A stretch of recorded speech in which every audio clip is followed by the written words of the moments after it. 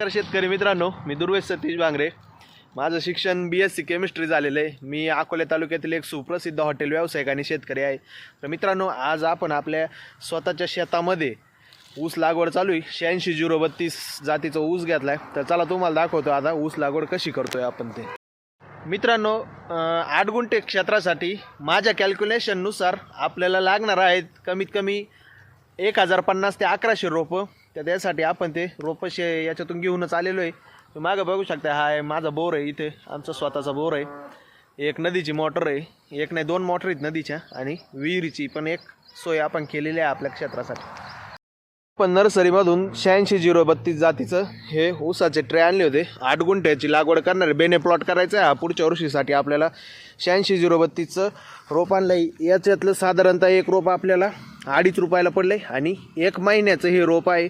म्हणजे हे लावून 1 महिना झालेला आहे. आणि आपण हे बघा, तुम्हाला इथे दिसतच असेल की आपण ही 6 फुटी सरी आपण पाडून घेतलेली आहे. आणि 6 फुटी सरीमध्ये जवळपास 1.5 फुटी अंतर ठेवून आपण रोपांची लागवड करून घेऊ राहिलेलो आहे.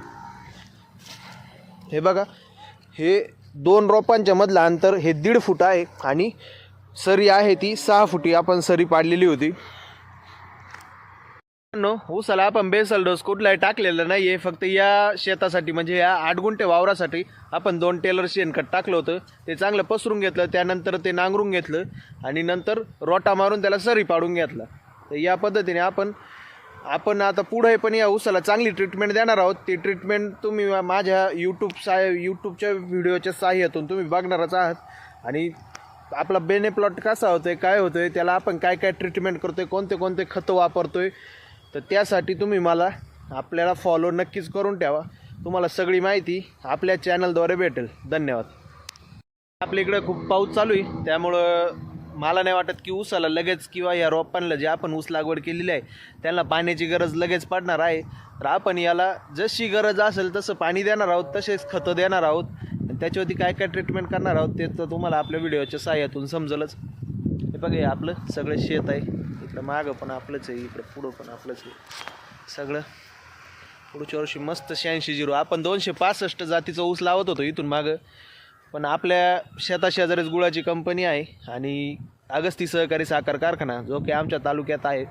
तर त्यांनी सांगितलं, आपण योग्य मार्गदर्शनही घेतलं. चांगल्या जे काही आमच्या तालुक्यातले जे चांगले शेतकरी आहेत त्यांचं योग्य मार्गदर्शनही घेतलं. त्यांच्या मार्गदर्शनाने समजलं की 86-032 आपण इथून मागं कधीच लावलेलं नव्हता 86-032. म्हणून यावर्षी नवीन ट्राय करतोय आणि आपण नवीन इथं बेने प्लॉट करून राहिलो आपल्या स्वतःच्या वावरात, जेणेकरून आपण तो पुढच्या वर्षी आपल्या स्वतःच्या शेतामध्ये लावता येईल. हे पण आपलं स्वतःचंच शेत आहे. पुढच्या वर्षी आपल्याला अजून त्याचं वाढाव करता येईल किंवा आपण अजून त्याचं क्षेत्र वाढवू शकतो.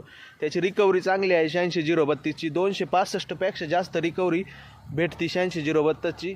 साखर जास्त म्हणजे साखर निघण्यासाठी जास्त उपयोगी ठरतो हा 86-032 ऊस. लागवड करताना तुम्ही बघू शकता, आपण कुदळीच्या सहाय्याने खड्डा घेताय दादा, आणि त्यानंतर हे असं रोप चांगलं हाताच्या सहाय्याने दाबून द्यायचं आहे त्याच्यात, जेणेकरून चांगलं रोप दाबून द्यायचं आहे, जेणेकरून त्याची मुळं 2-3 दिवसात लगेच सेट होतील. हे बघा, या अशा कुदळीच्या सहाय्याने खड्डा घ्यायचा. 1.5 फूट अंतरावरती खड्डा घेतलेला आहे आपण, आणि त्याच्यात रोपं सोडू राहिलो, आपण रोपं लावून देऊ राहिलो.